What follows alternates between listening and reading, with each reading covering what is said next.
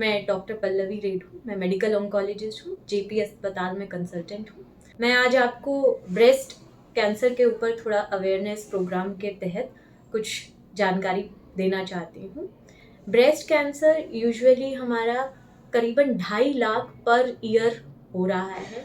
Breast cancer हमारे 40 से 50 साल की उम्र में इंडिया में कॉमनली पाया जा रहा है और 60 से ऊपर वेस्टर्न कंट्रीज में पाया जा रहा है। तो अगर आप देखना चाहेंगे तो हमारी कंट्री में यंगर एज में आजकल ज़्यादा होने लगा है। ब्रेस्ट कैंसर के कारण क्या हो सकते हैं? ब्रेस्ट कैंसर के कारण है अगर आप कोई गर्भवती नहीं होती हैं, शादी के बाद कोई बच्चा नहीं होता है, ये एक कारण हो सकता है। अगर लेट शादी कर रहे हैं, लेट बच्चा कर रहे हैं, 35 प्लस कर रहे हैं, ये एक कारण होता है। दूसरा कारण ये हो सकता है कि आपको कभी पहले कोई रेडिएशन मिला है, उसमें उन कारणों की वजह से ब्रेस्ट कैंसर हो सकता है। 5% ऐसे भी पेशेंट्स आते हैं जिनमें फैमिली हिस्ट्री पॉजिटिव होती है। तो फैमिली हिस्ट्री में क्या रहेगा? आपके किसी मदर साइड में या फादर साइड में, ब्लड लाइन में किसी और को भी कोई कैंसर हो, जैसे कि ब्रेस्ट कैंसर हो, ओवरी कैंसर हो, प्रोस्टेट कैंसर हो, तो ये जो कैंसर होते हैं ये फैमिलियल प्रीडिस्पोज्ड होते हैं। इनमें रहता है कि आप में भी आने की आशंका हो सकती है, जो भी आगे वाली जनरेशन रहती है। तो ये सब कारण रहते हैं। आपको कैसे पता चलेगा कि किसी को ब्रेस्ट कैंसर हो रहा है? हमें कोई ब्रेस्ट कैंसर के सिम्टम्स क्या पता चलते हैं?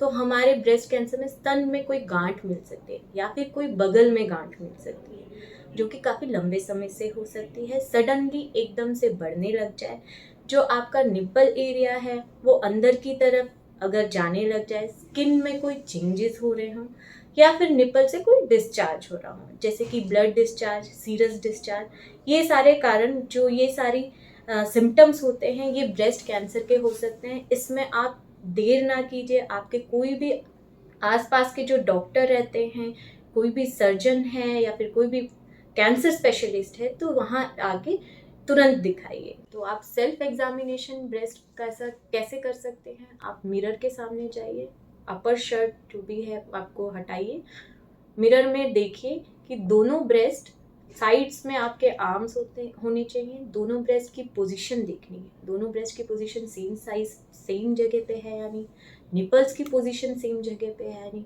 कहीं आपको निपल अंदर की तरफ जाता हुआ एक दिखाई तो नहीं दे रहा है, कोई ऊपर नीचे तो नहीं हो रहा है। अगर निपल की पोजीशनिंग डिफरेंट हो रही है या फिर साइज ऑफ आपका ब्रेस्ट डिफरेंट हो रहा है, ठीक है, तो हमारा चांसेस हो सकते हैं कि वो कैंसर हो सकता है उसके अंदर।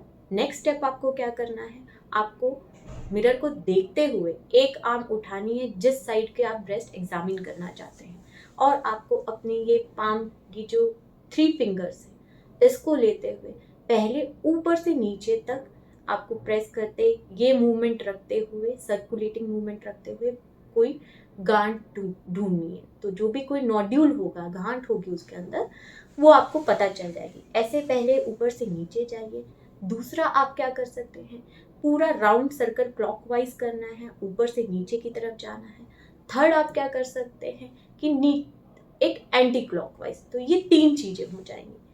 तीसरी चीज क्या करनी है, फिर लेट के आपको करना है। लेट के 1 आर्म ऊपर करना है जिस साइड का आप एग्जामिन करेंगे।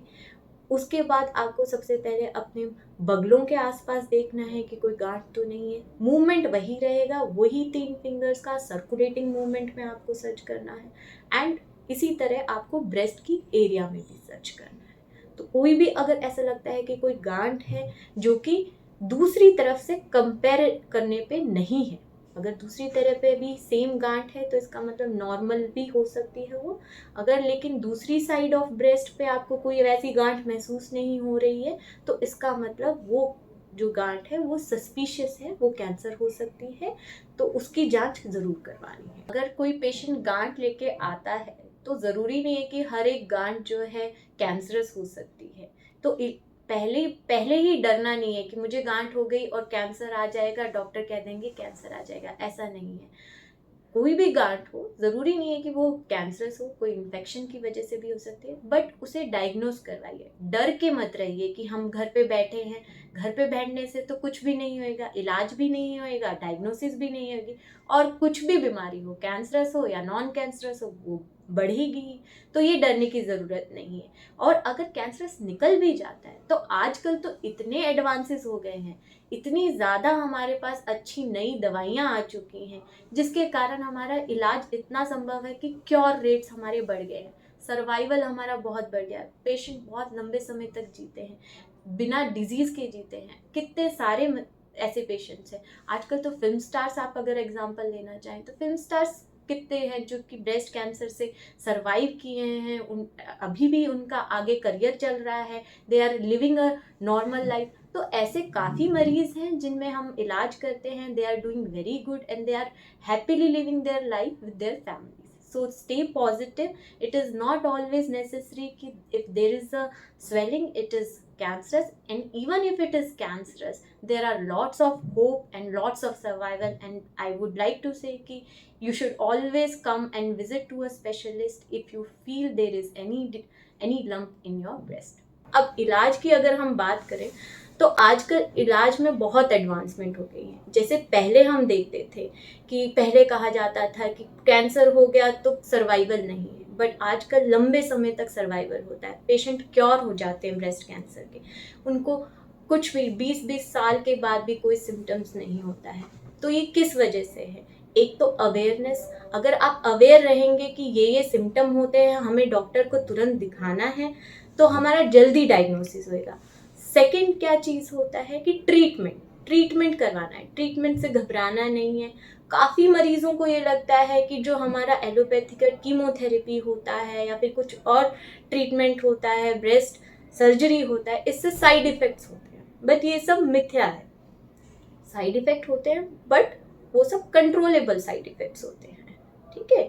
तो जो भी है, हमारे पास ट्रीटमेंट ऑप्शंस क्या रहते हैं?